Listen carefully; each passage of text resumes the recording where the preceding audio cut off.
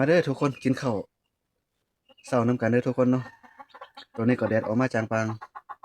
ไก่เริ่มเข้าหน้าร้อนแล้วทุกคนเอ้ยข้าวนำกันเด้อทุกคนนี่นะจ้ำแจ่วแมงแข้งนะทุกคนเนาะอืม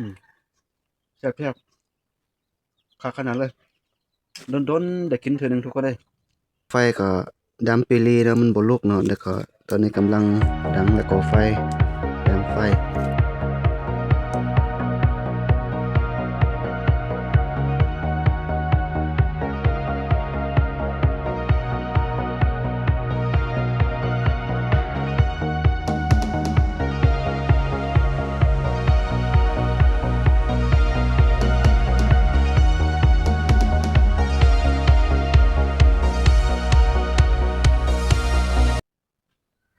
ครับทักทายสบายดีพี่น้องบัดสุผู้สุคนที่ให้เกียรติติดตามรับชมยินดีต้อนรับเข้าสู่ช่องบ่าวสองชาแนลเช่นเก่าเช่นเคยคลิปนี้ตอนเช้านี้ก็บ่าวสองจะเฮ็ดหยังทุกคนบ่าวสองจะมาเฮ็ดเมนูตำแจ่วแมงแคงเนาะหลายคนก็อาจจะรู้จักแมงแคงกันอยู่เนาะแมงแคงแล้วก็เดี๋ยวจักหน่อยเอาไปเบิ่งไปส้มหน้าของแมงแคงว่าจะเป็นจังไดบ่าวสองก็เก็บมาจากเมื่อคืนเนาะได้หน่อยหนึงเนาะทุกคนเนาะ เดี๋ยวบ่าวสองก็จะพาพี่พาน้องพาทุกคนไปตำแจ่วแมงแคงตำน้ำพริกแมงแคงกันเลยทุกคนก่อนเข้าชมบ่าวสองกับฝากกดไลค์กดแชร์กดติดตามเป็นกำลังใจให้บ่าวสองแชนแนลคือเก่าเนาะทุกคนเนาะไปเอาไปชมไปเบิ่งแมงแคงแล้วก็ไปตำน้ำพริกตำแจ่วแมงแคงกันเลยทุกคนไปบรรยากาศในยามเช้าๆตอนเช้าเนาะมื้อนี้รู้สึกว่ามีหมอก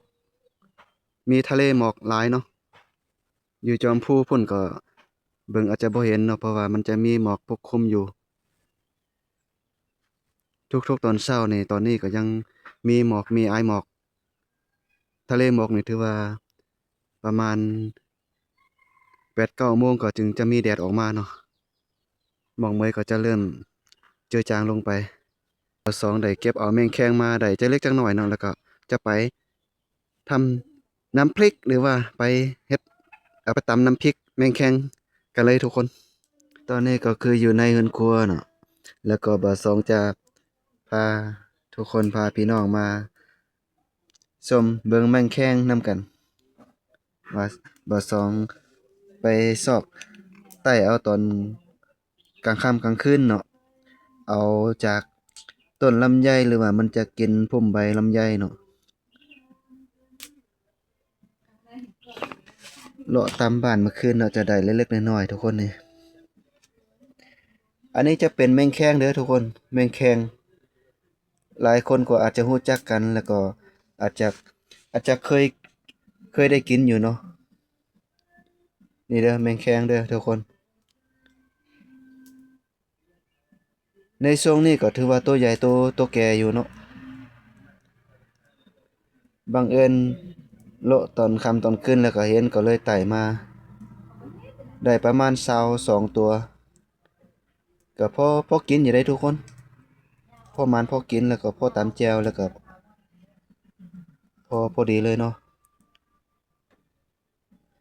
หวังว่าแมงแคงนี่ก็หลายคนอาจจะรู้จัก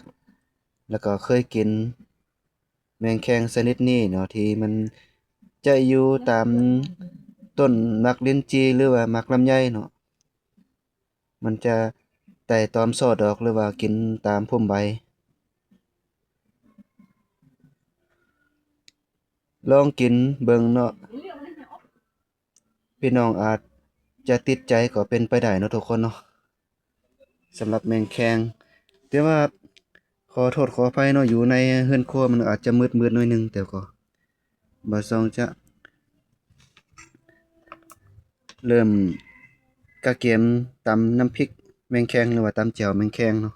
อันนี้จะเป็นครกก็บ่ได้ล้างเด้พี่น้องเอ้ยแล้วก็อันนี้จะเป็นหอมเทียมเผาไฟแล้วก็เป็นพริกเขียวอันนี้จะเป็นผงนัวผงเกลือ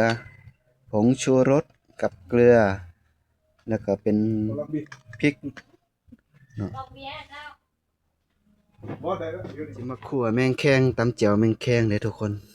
ของแซ่บๆของโปรดเลยดังไฟเนาะแล้วก็อันนี้จะเป็นหม้อแล้วก็จะเตรียมคั่วเลยทุกคนดำปิลีแล้วมันบ่ลุกเนาะแล้วก็ตอนนี้กำลังดังแล้วก็ไฟดังไฟจะเอาแมงแคงนี่คั่วก่อนเนาะทุกคนนี่แมงแคงไต่ตอนค่ำตอนคืนไต่พุ่มต้นดินจีกับต้นลำไยทุกคน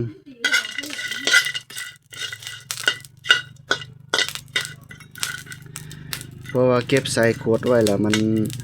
หายใจบ่ได้แล้วมันก็เลยมันจะเป็นแบบลักษณะแบบนี้เนาะประมาณ22ตัวจะคั่วไปให้มันสุกแล้วมันหอมๆแล้วก็หลังจากนั้นเราก็จึงมาตำนะทุกคนเนาะตำแจ่วตำน้ำพริกกันพี่น้องเคยกินบ่ตำแจ่วแมงแคงเพราะว่าแมงแคงก็อาจจะมีชื่อเสียงและโด่งดังไปเล็กๆน้อยๆเนาะเพราะว่าหลายคนก็อาจจะรู้จักแล้วก็เคยกินแมงแคงกันเนาะทุกคนเนาะถ้าได้กินแมงแคงเนี่ยจะรู้สึกรสชาติกลิ่นมันคล้ายๆคือแมงดาเนาะทุกคนเนาะแต่ว่าอันนี้จะเป็นแมงแคงถ้าได้ลองกินแล้วติดใจอย่างแน่นอนทุกคนโอเคเริ่มจากนี้ก็แมงแคงก็คั่วได้สุกเป็นทีเรียบร้อยแล้วทุกคนเนาะเดี๋ยวก็จะเอาออกมาตามกันเลยตอนนี้ก็มีผู้ช่วยเนาะมีน้องสาวมาตำแล้วก็บ่าวสองจะเป็นตากล้องเพราะว่าเมื่อกี้บ่าวสองจับกล้องเองถ่ายเองตำว่าจิตำเองเนาะก็เลยว่ามีความยุ่งยากจักเล็กจักหน่อยอันนี้จะเป็นมักเผ็ดดิบเพราะว่ามักเผ็ดดิบก็ไฟไหม้ดำจำนี่แหละๆแบบนี้แหละแบบของแซ่บเป็นอาหารเป็นอาหารพื้นเมืองเนาะประจำบ้านกินแบบเรียบง่ายแล้วก็สไตล์บ้านๆ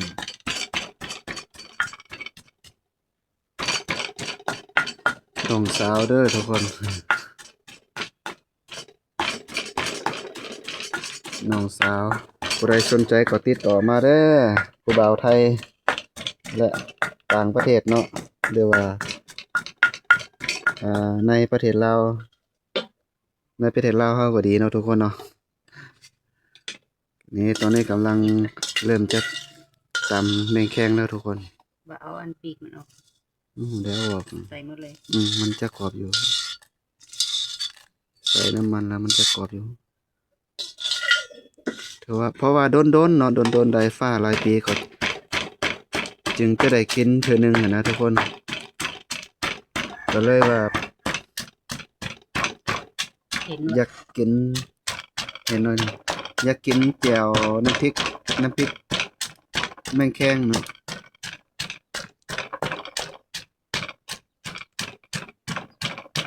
แต่ก็ขออภัยเนาะที่อ่าพี่น้อง FC ที่บ่เคยกินแมงแคงเนาะก็แซ่บอยู่เด้อทุกคนหอมๆตัวนี้ก็มีกลิ่นรสชาติหอมอันนี้ก็น้องสาวล่าเนาะเมื่อกี้เป็นน้องสาวกกน้องสาวมาจับเบิ่งรถมอเตอร์ไซค์เนาะรถจักรว่าโอ้ยบ่มีน้ำมันบ่เราสิไปยังกะบ่โอ้บรรยากาศดีตอนเช้านี่มีแดดออกมาแล้วทุกคน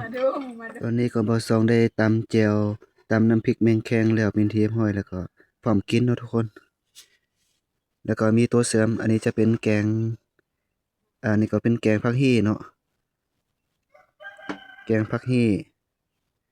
อันนี้ก็จะเป็นผักยอดผักฮี่คือกันเนาะเป็นยอดถ้าก็เก็บมาจากต้นใหม่ๆสดๆเนาะ นี่ผักหี่อันนี้จะเป็นผักหี่เด้อผักหี่เนาะทุกคนอันนี้ก็แกงผักหี่คือกันแกงใส่สิ้นเนาะแต่ว่าบ่มีสิ้นบ่มีตอนมีแต่ผักล้วนๆอันนี้จะเป็นแจ่วเด้อทุกคนเป็นน้ำพริกแมงแคงเด้ออันตามไปเมื่อกี้นั่นเนาะแล้วก็จะแล้วน้ำจะเล็กจักหน่อยแต่ก็หอมอยู่ได้ทุกคนหอมหอมคือแมงดาแต่อันนี้จะเป็นแมงแคงเนาะทุกคนเนาะกลิ่นของแมงดาแมงแคงก็อาจจะคล้ายๆคล้ายๆกันเนาะแล้วก็จะมีข้าวอุ่นๆร้อนๆทุกคนเอ้ยนี่ข้าวเหนียวอุ่นๆร้อนๆเนาะแล้วก็เอามาทางภาษาของบ่าวซองเอิ้นว่าแต่บ่าวซองเป็นคนลือเนาะคนชนเผ่าลือทางบ้านบ่าวซองจะเอิ้นว่าเห็นน้ำพริกบ่ว่าแต่น้ำพริกอันใดเนาะ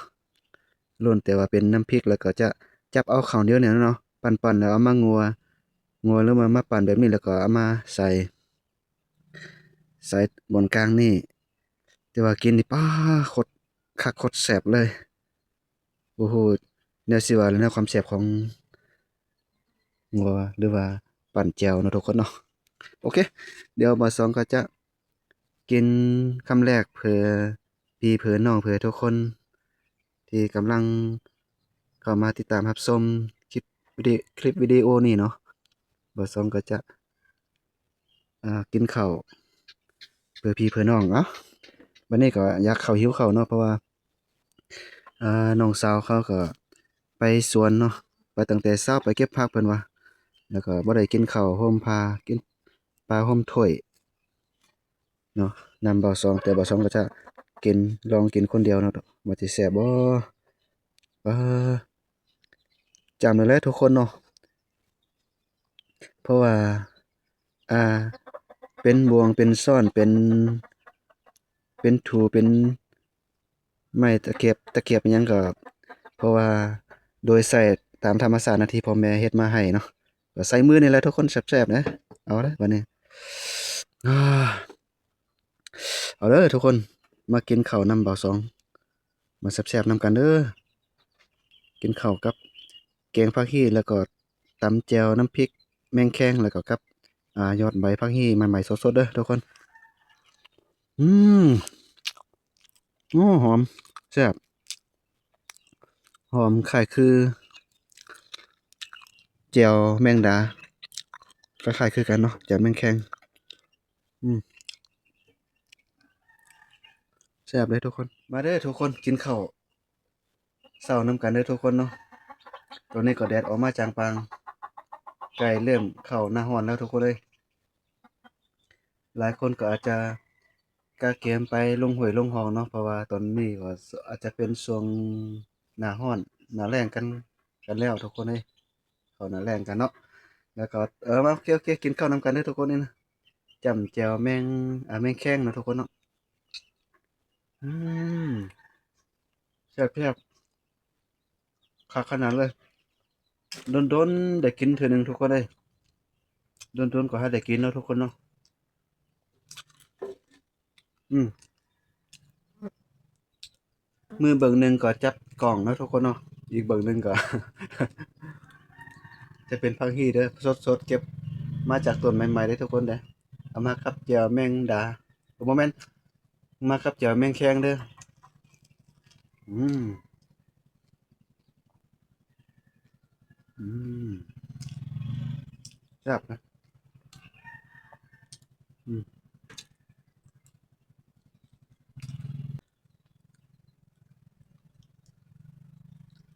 เอาเลยโอ้คัก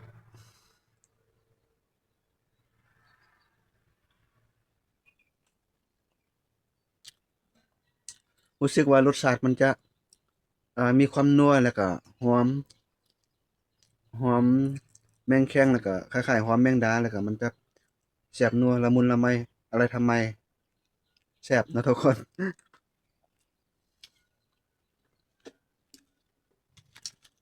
นี่เลยอืม